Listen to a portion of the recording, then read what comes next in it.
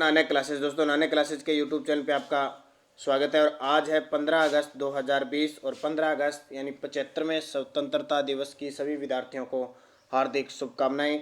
15 अगस्त 1947 से लेकर आज 15 अगस्त 2020 तक हम 75वीं स्वतंत्रता दिवस बना रहे हैं। उस उपलक्ष्य में सभी विद्यार्थियों को एक बार फिर हार्दिक शुभकामनाएं। तो स्टार्ट करते हैं आज के most important Rajasthan plus India current affairs के क्वेश्चन। तो सारे विद्यार्थी वीडियो को लाइक करोगे, शेयर करोगे और जो क्वेश्चन मैं पूछूंगा उनके कमेंट बॉक्स में जवाब दोगे। अगर आप चैनल पे नए हैं तो इसको सब्सक्राइब कर लेना और सब्सक्राइब करने के बाद इसके पास लगे बेल आइकन के घंटे को दबा लेना। तो आज आपको बीएसटीसी के लिए राजस्थान करंट अफेयर्स का वीडियो मिलेगा अलग से बीएसटीसी और पीटेट के लिए, और एक मिलेगा कल India current affairs Rajasthan police और पटवार जो आपकी मांग थी। तो स्टार्ट करते हैं। पहला क्वेश्चन देखिए, स्वतंत्रता दिवस पर राज्य स्तरीय समारोह में राष्ट्रपति पुलिस पदक से किन्हें नवाजा जाएगा। राजस्थान में स्वतंत्रता दिवस पर राज्य स्तरीय समारोह है जो आज आयोजित होगा, उसमें राष्ट्रपति पुलिस पदक से किन्हें नवाजा जाएगा। तो उपयुक्त दोनों यानी हेमंत प्रियदर्शी और बनवारी लाल, इन दोनों को राष्ट्रपति पुलिस पदक से नवाजा जाएगा। मुख्य तथ्य देखिए, ये दोनों हेमंत प्रियदर्शी और बनवारी लाल है कौन, इनके बारे में चर्चा करते हैं। तो स्वतंत्रता दिवस पर राज्य स्तरीय समारोह में राजस्थान पुलिस अकादमी के डायरेक्टर हेमंत प्रियदर्शी और तृतीय बटालियन आरएसी में IR head constable Banwari Lal को राष्ट्रपति पुलिस पदक से नवाजा जाएगा। इन दोनों को, दोनों ही इंपॉर्टेंट है, हेमंत प्रियदर्शी और बनवारी लाल। इसके अलावा 16 पुलिसकर्मियों को पुलिस पदक से नवाजा जाएगा। इसके अलावा 16 पुलिसकर्मियों को पुलिस पदक से नवाजा जाएगा। जैसे कल गृह मंत्रालय ने पुलिस पदक की घोषणा की थी। केंद्र में हमारे 6 पुलिसकर्मियों को आज स्वतंत्रता दिवस पर उन्हें अवार्ड दिया जाएगा। तो राजस्थान पुलिस महानिदेशक कौन है, भूपेंद्र सिंह ने इसकी घोषणा की है। दूसरा देखिए, Rajasthan council of school education की जुलाई माह की जारी रैंकिंग में शीर्ष पर जिला रहा है। अब देखो, जुलाई माह में विद्यालय तो लगा ही नहीं, लेकिन ये रैंकिंग जारी कर दी, तो ध्यान रखना वही रैंकिंग हो सकता है थोड़ी बहुत उसमें सुधार करके जारी किए गए हो। तो राजस्थान काउंसिल ऑफ स्कूल हर माह जारी करता है। तो जुलाई माह की जो रैंकिंग जारी की है उसमें शीर्ष पर कौन रहा है, हनुमानगढ़ प्रथम स्थान पर है। तो पिछले महीने में भी हनुमानगढ़ रहा था, अब भी हनुमानगढ़ टॉप पे है।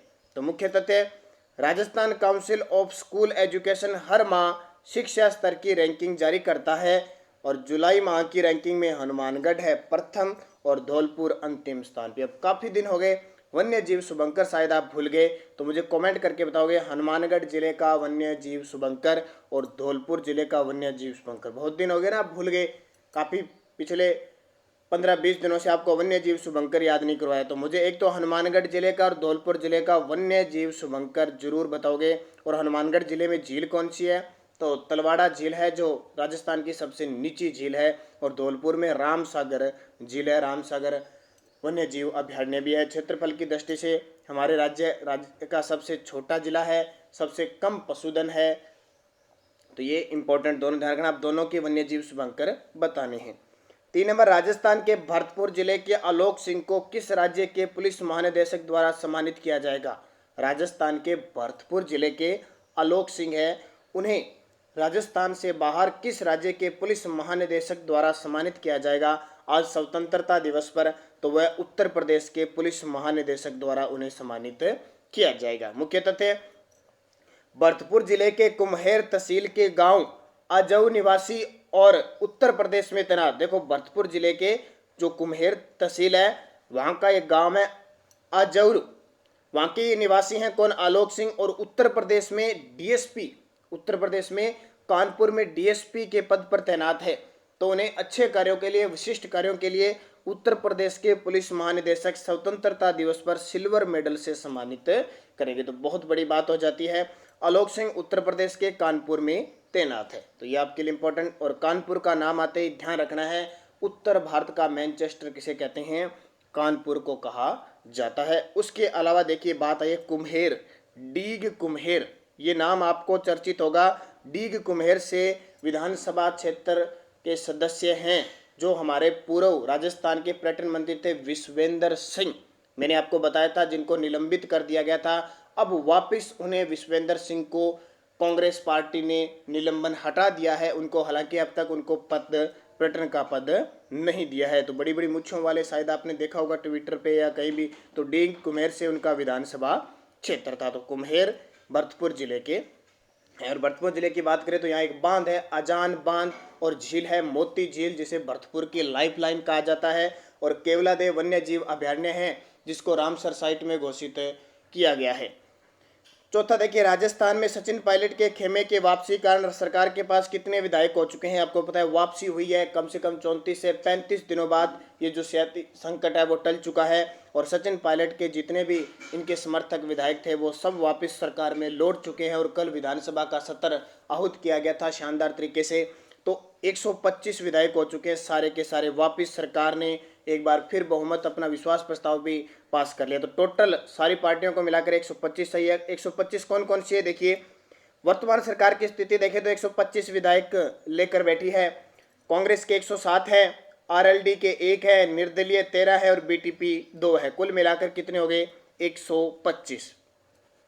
इसके बाद में माकपा के भी इनके पास 2 है। विपक्ष की स्थिति देखें तो 75 है कुल, भाजपा के 72 और आरएलपी के 3। तो टोटल 75 है विपक्ष के पास और 125 है कांग्रेस के पास। और दोबारा सरकार नियमित रूप से कार्य करनी शुरू कर दी है। तो जल्द ही जो राजस्थान पुलिस है, पटवार की तो क्लियर हो चुकी है और रेट इनकी भर्तियां आएगी और राजस्थान पुलिस का एग्जाम घोषित होने वाला है। तो राजस्थान पुलिस और पटवार के लिए हम कल से मुहिम शुरू कर रहे हैं। इंडिया करंट अफेयर्स के क्वेश्चन हर 1 या 2 दिन बाद आपको 20 क्वेश्चन मोस्ट मुख्य तथ्य के साथ उपलब्ध होते रहेंगे। बस अगर आपकी सपोर्ट की जरूरत है बीएसटीसी और पीटेट के लिए तो आपको शुरू कर दिया। आज एक वीडियो फिर मिलेगा राजस्थान करंट अफेयर्स। 5वां क्वेश्चन देखिए, आज कुछ 2-3 क्वेश्चन आर्थिक सर्वे पर लेके आए हम। आर्थिक सर्वे 2019-20 की कौन सी व्याख्या सत्य है, क्योंकि आर्थिक बजट जब घोषित होता है तो उसकी साल या 2 साल बाद आर्थिक समीक्षा होती है। तो ये आर्थिक समीक्षा जो रिपोर्ट है वो बता रहा हूँ। तो देखिए ये सभी सत्य है। एक तो राज्य में प्रति व्यक्ति आय स्थिर कीमतों में 2011-12 के आधार पर स्थिर कीमतों में 81,355 है।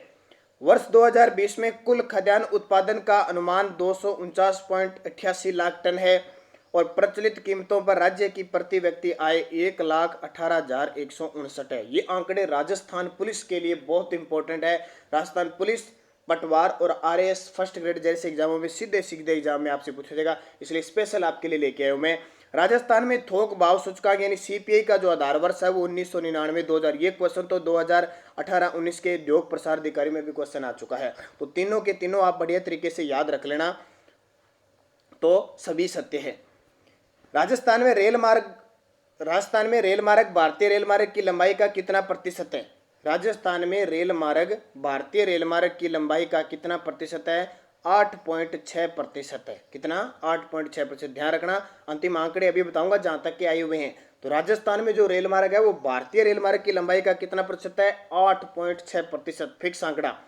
मुख्य तथ्य, मार्च 2016 में राज्य में रेल मार्गों की कुल संख्या 5,893 किलोमीटर थी, जो मार्च 2018 के अंत तक 5,929 किलोमीटर होगी। ये आंकड़ा ध्यान रखना, मार्च 2018 तक जारी हुआ है। तो 5,929।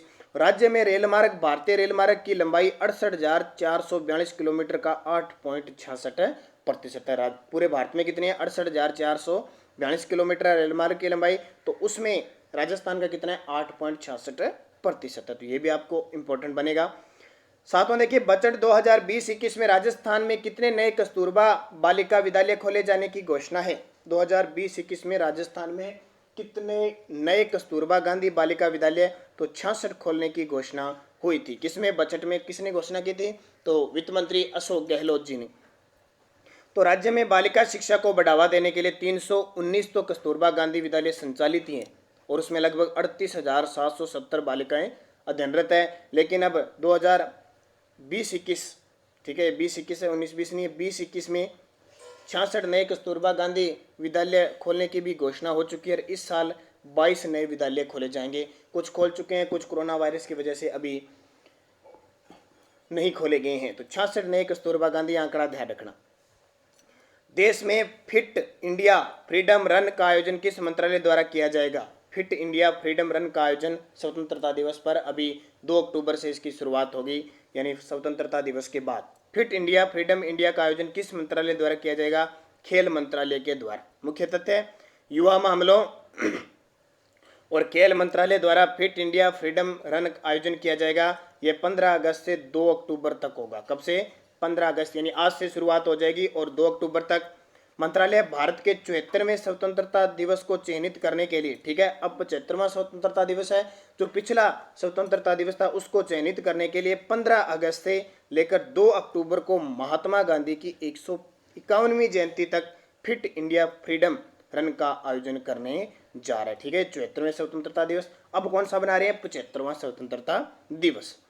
यह देश का सबसे बड़ा अभियान होगा। इसमें कोविड-19 प्रोटोकॉल का पालन करते हुए आम जनता के बीच फिटनेस को प्रोत्साहित करने का लक्ष्य रखा जाएगा। और एक मैं बताता हूँ, जो विद्यार्थी पढ़ते हैं उन्हें योगासन करना चाहिए, रनिंग करनी चाहिए और अभ्यास करना चाहिए। उससे दिमाग आपका तेज होता है और जो स्मरण शक्ति होती है आपके पढ़ने की वो मजबूत होती है, ध्यान रखना। विश्व अंगदान दिवस कब मनाया जाता है? विश्व अंगदान दिवस कब मनाया जाता है? तो 13 अगस्त को विश्व अंगदान दिवस मनाया जाता है। अब बहुत बार आपने सुना है कि अंगदान कर दिया, किडनी कर दी, आंखें दे दी, फेफड़े दे दिए। अब है क्या? देखिए, विश्व अंगदान दिवस 13 अगस्त राष्ट्रीय स्वास्थ्य पोर्टल के अनुसार। अब मैं आज आपको बताता हूँ अंगदान के बारे में कुछ तथ्य जो सभी को जानना चाहिए। अंगदान क्या दिया जाता है, क्या उसकी शर्तें होती है। तो अंगदान के लिए एक तो कोई निर्धारित उम्र नहीं होती है, कब भी दान कर सकते हैं, लेकिन यह सख्त चिकित्सा मापदंडों पर आधारित है, ध्यान रखना। फिर कॉर्निया, हृदय के जो वॉल्व, हड्डी, त्वचा के ऊतकों को प्राकृतिक मृत्यु के मामले में दान किया जा सकता है मृत्यु के बाद। जबकि हृदय, जिगर, आंतों, गुर्दे, फेफड़े और अग्नाशय जैसे अन्य महत्वपूर्ण अंगों को केवल मस्तिष्क की मृत्यु के मामले में भी दान किया जा सकता है, ध्यान रखना। अंग विफलता के बाद अगर अंग विफल हो जाए, हृदय, लीवर, आंतों, गुर्दों, फेफड़ों और अग्नाशय जैसे महत्वपूर्ण अंगों को रोगी में प्रत्यारोपित किया जा सकता है, जबकि प्राप्तकर्ता को सामान्य जीवन जीने में मदद मिल सके। यदि 18 वर्ष से कम उम्र का कोई व्यक्ति अंगदान करना चाहता है तो उसे माता पिता या अभिभावक को एग्रीमेंट करना होगा। कोई भी व्यक्ति आयु, जाति, धर्म, समुदाय आदि के बावजूद अंगदाता हो सकता है। तो ये कुछ अंगदाता की शर्तें होती है, इस तरह अंगदान किया जाता है। तो विश्व अंगदान दिवस 13 अगस्त को मनाया जाता है। अब पिछले वीडियो का क्वेश्चन था विश्व जनसंख्या दिवस कब मनाया जाता है, तो आप सभी का जवाब था 21 जुलाई को विश्व जनसंख्या दिवस मनाया जाता है। और एक क्वेश्चन था आघाटपुर के नाम से कौन सी सभ्यता जानी जाती है, तो आहड़ सभ्यता जो उदयपुर के अंदर है, पेड़च नदी के किनारे, वो जानी जाती है, जिसकी खोज 1953 में अक्षय कीर्ति व्यास के द्वारा की गई। इसे ताम्र नगरी कहा जाता है। और अभी 2019 के दिसंबर में क्वेश्चन आया था आघाटपुर, इसको कहा जाता है धूलकोट के नाम से भी इसे जाना जाता है। तो ये दो इम्पोर्टेंट आपके लिए क्वेश्चन थे। और अब वीडियो के लास्ट में मैं आपसे क्वेश्चन पूछता हूँ जिनके जवाब आपको कमेंट बॉक्स में देने हैं। हाल ही में गोगा नवमी का पर्व कब मनाया गया? गोगा नवमी भाद्रपद शुक्ल नवमी, भाद्रपद कृष्ण नवमी, चैत्र कृष्ण नवमी, श्रावण कृष्ण नवमी। और इसके साथ आपको कृष्ण जन्माष्टमी भी बतानी है, कृष्ण जन्माष्टमी कब मनाई जाती है। और एक क्वेश्चन बागोर भीलवाड़ा में है, किस जिले, बागोर भीलवाड़ा जिले की किस नदी पर स्थित है? जो बागोर सभ्यता है भीलवाड़ा के अंदर जिले की किस नदी पर स्थित है? लूणी, बनास, कुठारी, चंबल और बागोर भीलवाड़ा की 2 से 3 बातें मुझे सभ्यता की आपको बतानी है। तो ये थे मोस्ट इम्पोर्टेंट। एक बार फिर स्वतंत्रता दिवस की आप सभी विद्यार्थियों को हार्दिक शुभकामनाएं, बड़े जश्न के साथ। हालांकि कोरोना वायरस की वजह से कोई समारोह आयोजित नहीं होगा, फिर भी हम हर वर्ष की भांति इस स्वतंत्रता दिवस को खूबी से बनाएंगे और इस दिन लाल किले पर प्रधानमंत्री खुद झंडा फहराते हैं। तो धन्यवाद, जय हिंद, जय भारत।